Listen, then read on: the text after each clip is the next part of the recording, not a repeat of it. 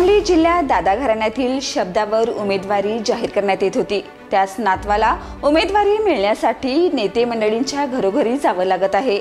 ही शोकांतिका म्हणावे लागेल हे मात्र निश्चित। नमस्कार, मी सुरेखा आणि आपण पाहतात तारा न्यूज।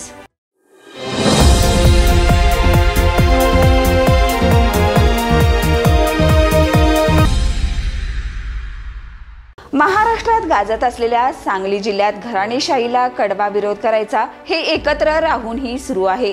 याची खुमासदार चर्चा सगळीकडे सुरू झाली आहे। अखेर महाविकास आघाडीचे जागा वाटप गुढीपाडव्याच्या मुहूर्तावर झालं। या जागा वाटपात सर्वाधिक चर्चेत आलेली सांगलीची जागा शिवसेनेला मिळाली। महाविकास आघाडीच्या नेत्यांनी हा निर्णय जाहीर करताच सांगली काँग्रेसमध्ये मोठ्या हालचाली सुरू झाल्या आहेत। पक्षाचे नेते विश्वजित कदम आणि इच्छुक उमेदवार विशाल पाटील नॉट रिचेबल।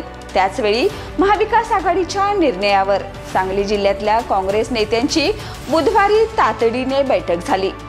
विशाल पाटील अपक्ष निवडणूक लढवणार का, त्याकडे सर्वांच्याच भुया उंचावल्या होत्या।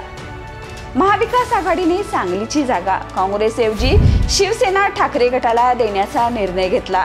या निर्णयावर सांगलीत चांगलीच नाराजी दिसत आहे।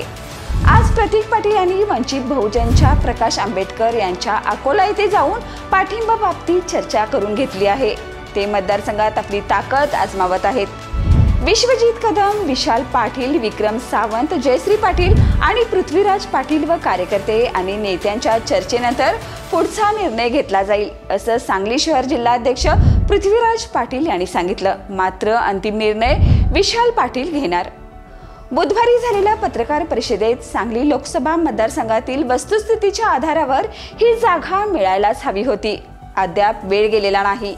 महाविकास आघाडीच्या नेत्यांनी निर्णयावर फेरविचार करावा असं आवाहनही आमदार विश्वजित कदम यांनी केले। सांगलीतील काँग्रेस कार्यकर्ते आक्रमक झाले असून त्यांनी सोशल मीडियावरून नाराजी व्यक्त करणं सुरू केलं आहे। विशाल पाटील प्रेमी कार्यकर्ते आक्रमक झालेले दिसत आहेत। आमचं काय चुकलं, आता लढायचं जनतेच्या कोर्टात, अशी पोस्ट कार्यकर्ते सोशल मीडियावर टाकत आहेत। सांगलीची जागा शिवसेनेकडे जाऊ नये यासाठी विश्वजित कदम आणि विशाल पाटील यांनी बरेच प्रयत्न केले। 2 दिवसापूर्वी ते दिल्लीला गेले होते। त्यांनी पक्षाचे अध्यक्ष मल्लिकार्जुन खरगे आणि इतर नेत्यांसोबत चर्चाही केली। ही जागा काँग्रेसची आहे आणि ती काँग्रेसलाच मिळावी अशी भूमिका विश्वजित कदम यांनी मांडली। आज झालेल्या पत्रकार परिषदेत सांगली लोकसभा मतदारसंघातील वस्तुस्थितीच्या आधारावर ही जागा मिळायला हवी होती। अद्याप वेळ गेलेला नाही। महाविकास आघाडीच्या नेत्यांनी निर्णयावर फेरविचार करावा असं आवाहनही आमदार कदम यांनी केलं आहे। सांगली लोकसभा मतदारसंघातील उमेदवारी वाटपाशी आपला काहीही संबंध नाही। विनाकारण अपप्रचार केला जात आहे। जिल्ह्यात काही झालं तरी त्यांच्याशी माझा संबंध जोडणे योग्य नसल्याचं आमदार जयंत पाटील यांनी मेळाव्यात व्यक्त केलं।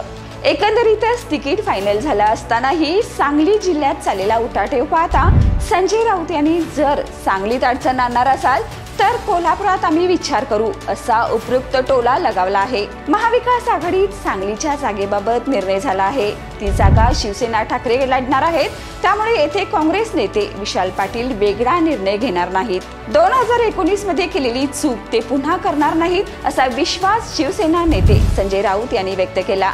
मला उमेदवारी जाहीर करण्यात आली असून माझ्या प्रचाराची सूत्रे विशाल पाटील, विश्वजित कदम यांनी यांच्याकडे घ्यावीत असं चंद्रहार पाटील यांनी सांगितलं आहे।